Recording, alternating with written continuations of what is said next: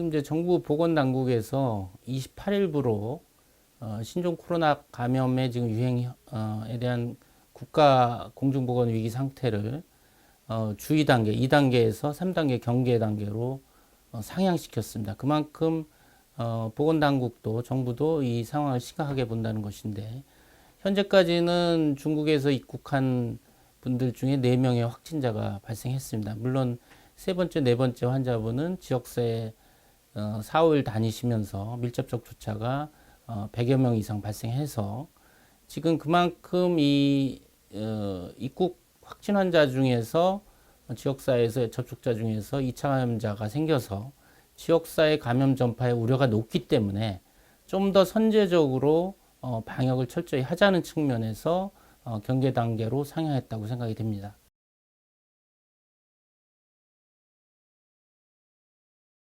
지금 우리나라의 이제 재난 경보 시스템은 4단계입니다. 관심, 주의, 경계, 심각. 이 감염병 위기도 우리가 태풍이나 지진 같은 재난의 하나입니다. 그래서 감염병 위기도 평상시에는 관심 단계에다가 이번에 신종 코로나 바이러스가 중국에서 시작되고 주의 단계로 2단계로 올렸었죠. 그리고 이번에 비로소 그 환자가 세 번째, 네 번째 환자분이 지역사회에 노출이 돼서 지역사회에서 2차 감염자가 발생할 우려가 있기 때문에 3단계 경계 단계로 상향을 한 겁니다. 앞으로 또 추이를 봐서 가장 심각한 심각 단계 최고의 감염병 위기 상황까지도 올라갈 수 있다고 생각이 됩니다.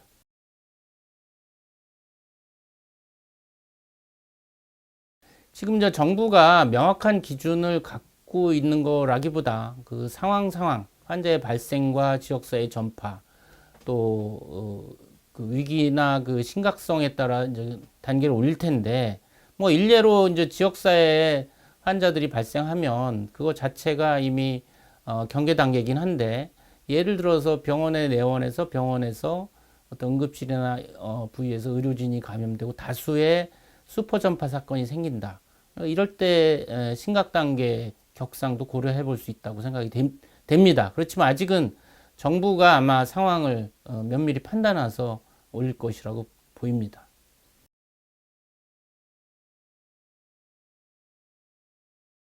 지금 사실 일반적으로 감염병은 증상이 없는 잠복기에 전파력이 없는 것으로 알려져 있습니다. 물론 예외적으로 홍역이나 인플루엔자 같은 경우는 증상 시작 전이라도 전염력이 있습니다. 그렇기 때문에 홍역과 인플루엔자, 독감이 전파력이 센 것이죠. 지금 이 신종 코로나 바이러스는 중동에서 시작된 메르스 코로나 바이러스나 2003년 사스 코로나 바이러스와 같은 신종 코로나 바이러스 중에 하나입니다. 메르스나 사스는 이 증상이 없을 때 전염력이 없습니다. 근데 지금 이 그저께 중국 국가위생보건위원회 주임, 우리나라의 보건부 장관 정도의 격의로 생각이 되는데, 이분이 처음으로 이 신종 코로나 바이러스 감염 환자가 증상이 없을 때도 전파력이 있어서 전파력 속도가 빠르고 좀 더 확진 환자가 많이 생길 거라고 처음에 발표를 해서 많은 전문가들이 놀랐고, 실제 그럴 것이냐의 의구심이 있었는데, 어제 이제 WHO에서 중국을 방문해서 확인하면서 다시 한번 지금 신종 코로나 바이러스 감염이 증상이 없는 무증상 시기에도 전파력이 있다라는 발표를 해서, 이 의미는 우리가 지금 방역은 증상이 있는 열과 호흡기 증상이 있는 환자들을 격리하고 접촉자 추적하는 건데, 증상이 시작하기 전에 전파력이 있다는 얘기는 현재 방역에 하나의 이제 틈이 생긴 것이고, 앞으로 전파력도 빨라지고 방역을 하는데 굉장히 통제하는데 어려움을 줄 거라는 하나의 그 근거가 되겠습니다. 물론 아직도 이것이 확실한지에 대한 이제 추가적인 연구나 그런 판단을 하게 된 무증상기에 감염 전파력이 있다고 하는 과학적인 근거 자료를 좀 제시를 했으면 우리가 좀 더 그거에 대한 신빙성을 높일 수가 있는데, 단지 우리가 증상이 열과 기침 재채기 있을 때의 전파력보다는 무증상일 때 전파력은 현저히 낮을 것이다. 설사 있다 하더라도 무증상 시기에 전파력이 있다 하더라도 증상이 있을 때보다 현저히 낮을 것이기 때문에 그 심각성은 실제보다는 좀 낮을 수가 있다라는 예상을 할 수가 있는데 그건 앞으로 좀 더 자료를 좀 받아봐야 될 것 같습니다.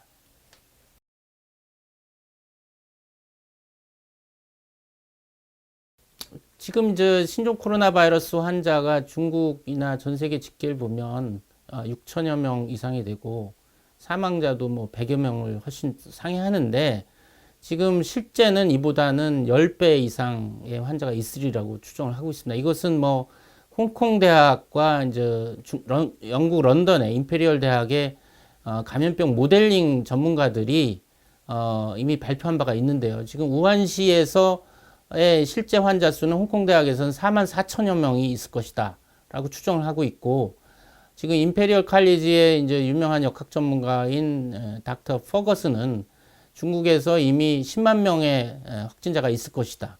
지금의 발표된 자료는 중증이거나 확진자에 국한된 것이기 때문에 실제 규모는 덜 클 것이다 라는 얘기고요. 지금 아프리카를 제외한 뭐 유럽, 아메리카, 오세아니아, 아시아 4대륙이 다 확산돼 있어서 지금 이 상황으로 봐서는 앞으로 팬데믹으로 전 세계적인 대유행으로 가는 하나의 이제 지금 단계에 있지 않나까지 지금 우려를 하고 있습니다.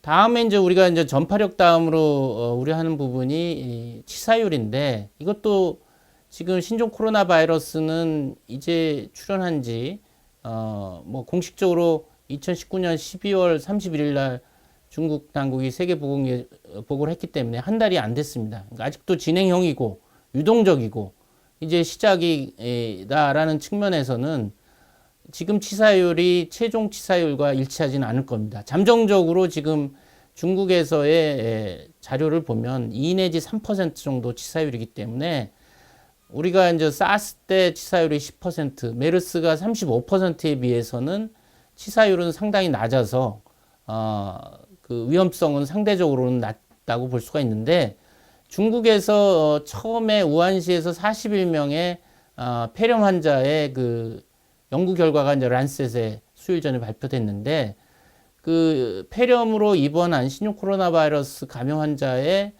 사망률은 15%입니다. 전체적인 3%보다는 높죠.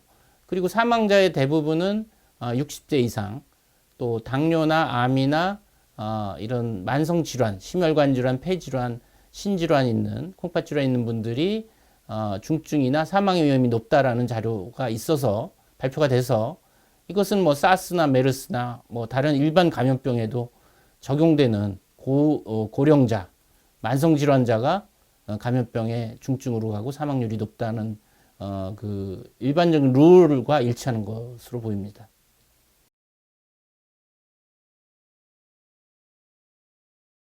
지금 이 세계보건기구가 22일, 23일 양일간에 걸쳐서 긴급위원회를 개최해가지고 중국 우한발 신종 코로나 바이러스 감염증이 국제적인 공중보건 위기 상황, 소위 이제 Public Health of Emergency of International Concern (PHEIC라고 우리 뭐 폐익이라고 부릅니다. 이것이 일종의 팬데믹이죠. 경론 끝에 거의 반반이 찬성 반대가 반반이어서 일단 보류를 하고 열흘 뒤에 다시 추이를 보고 동향을 파악해서 이제 이 국제적인 공중보건 위상 팬데믹에 이제 준하는 상황을 선포할지를 지금 결정할 것이기 때문에 아마 지금 계속 뭐 유럽이나 여러 북미에서 환자가 속출하는 걸 봐서는 다시 긴급위원회를 개최해서 폐익 국제적인 공중보건 위상 팬데믹을 선언할지를 결정할 것으로 보입니다.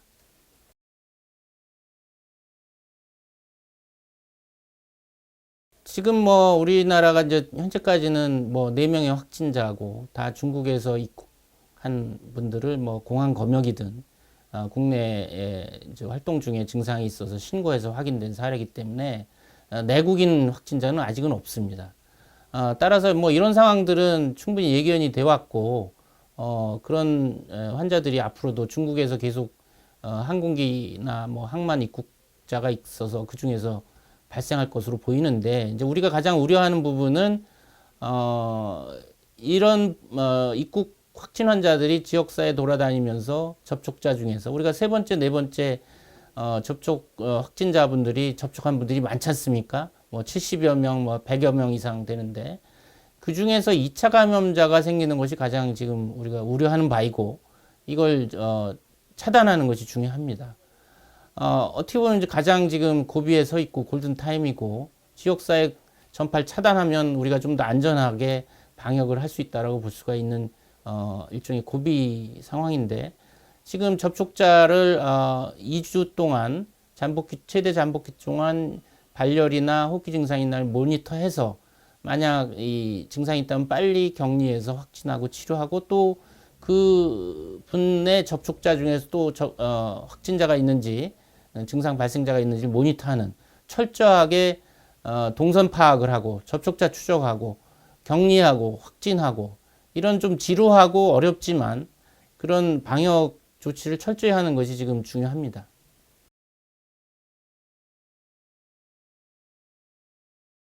고비라고 발표를 했는데 사실 얼마나 근거가 있는지는 잘 의문스럽습니다. 왜냐하면 이미 우한은 정점에 있다라고 보고 나머지 지금 티벳 자치구 빼고 30개 성시가 다 환자가 발생이 되고 베이징이나 뭐 저장성 샹하이는 뭐 100여 명 이상이 생겨서 지금 유행이 커지고 있는데 일주일 내지 열흘 내 유행이 정점이 생기고 감소할 거다라는 예측의 근거를 제가 사실 발견하기 좀 힘들다고 봅니다. 그래서 그거는 어떤 근거에서 말했는지 좀 더 확인이 필요한 상황입니다.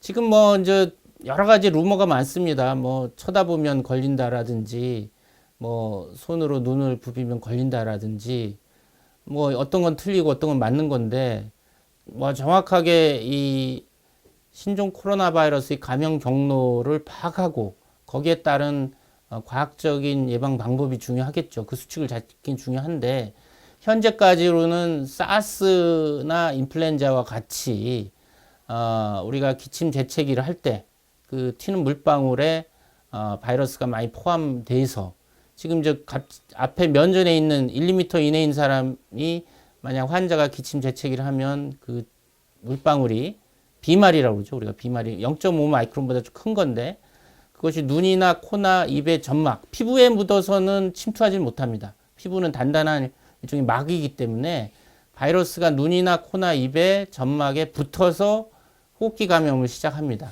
그렇기 때문에 우리가 기침 에티켓도 지키고 마스크 착용을 철저히 하라는 부분이고요.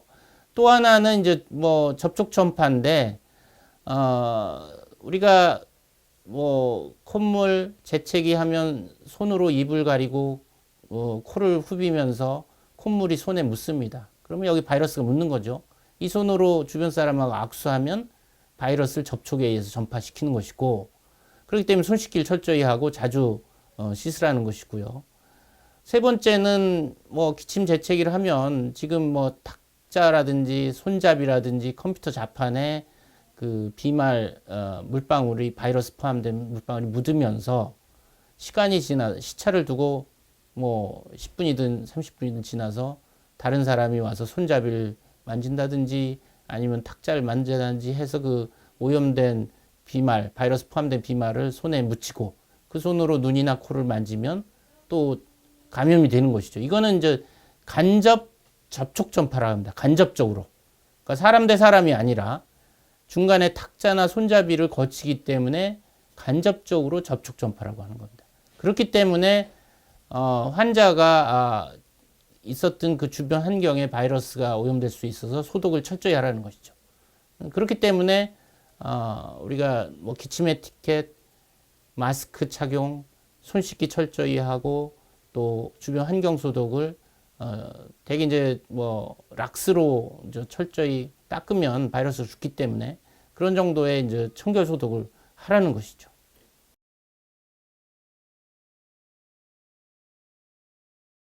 예, 뭐 그런 지금 루머도 많이 도는데 지금 이 바이러스가 자료에 의하면 염소 또 그다음에 60도, 80도 이상의 고열에 사멸을 합니다.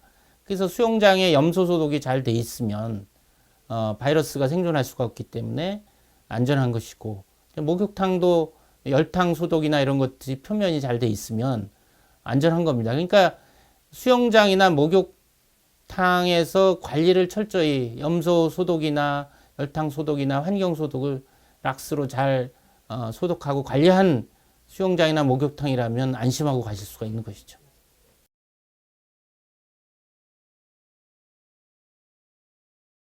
그러니까 이제 우리가 손 씻기 많이 강조하고 또 손 씻기 방법도 많이 홍보를 하고 있지만 뭐 가장 기본적으로는 우리가 이제 싱크대에 흐르는 물에 손을 적시고 비누로 해서 손등, 손바닥 뭐 이 깍지 끼고 이렇게 부벼서 적어도 20초 내지 30초 이상 손바닥, 손등, 손톱 및 또 손가락 사이를 철저히 마찰을 해서 손 씻기 하는 것이 굉장히 중요한 거고요. 싱크대가 없는 경우는 우리가 알코올 손세정제 이런 걸 가지고 다니면서 손을 씻으면 됩니다. 손을 뭐 알코올을 손바닥, 손등 해서 역시 손톱 밑까지 알코올을 적셔서 바이러스를 죽이는 손세정제를 이용한 손 씻기도 중요하다는 말씀을 드리고, 그다음 이제 마스크 착용에 관한 문제인데 이 마스크도 이제 올바른 마스크를 올바르게 착용해야 되는 것인데 우리가 마스크 하면 이제 면 마스크가 있는데 이제 면 마스크는 사실 이거는 그냥 얼굴을 가리는 연예인들이 뭐 이렇게 얼굴 가리고 지나가는 그런 정도지 이것이 감염 예방용은 아닙니다. 그래서 감염 예방용은 지금 미세먼지 마스크라고 하는 KF80 이게 이제 식약처에서 인증한 0.6 마이크론 이상을 80% 이상 차단하는 마스크이기 때문에 이 KF80 마스크 정도면 일반인 충분합니다. 뭐 KF94도 있고 99도 있어서 예방 작은 0.4 마이크론 파티클을 94% 뭐 99% 예방해서 효율은 좋으나 이 구멍이 굉장히 미세하기 때문에 그 마스크 KF99를 쓰고서 일상생활하기에는 숨이 찹니다. 유용한 방법은 아니기 때문에 KF80 정도로 충분합니다.